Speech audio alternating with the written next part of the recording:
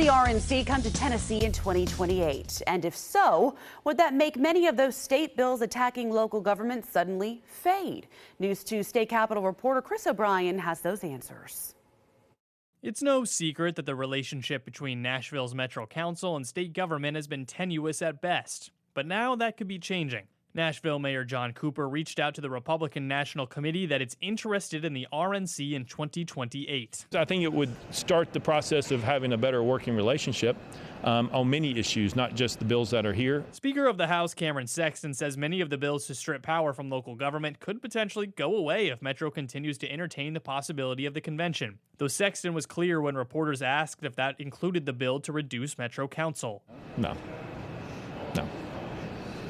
But the others, those are on the table. A Lieutenant Governor's bill about the convention center tax zone and where the money's being spent, I don't think Mayor Cooper wants us to dive too deep into that. So I would think that that would probably be his number one ask is, can we not dive in and look where he's spending all that money? Well, where is he spending all that money? Do you have any ideas? We have ideas. We're doing our due diligence. The prospect of state government dipping its hands into local affairs doesn't sit well with Democrats. And that's inappropriate. That's overstepping into local government affairs. Nashville Democratic Representative John Ray Clemens touched on the fact that Nashville brings in enormous amounts of economic activity for the state. But the city is run by a council that has a Democratic majority. These folks control everything in state government. They control, it's a one-party rule up here, and the one thing they don't control in this state is Nashville.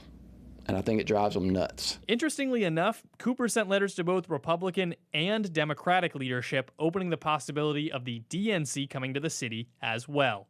In Nashville, Chris O'Brien. Well, Sexton's office did confirm to us that the Speaker and Mayor Cooper had a conversation in the last 24 hours on this subject.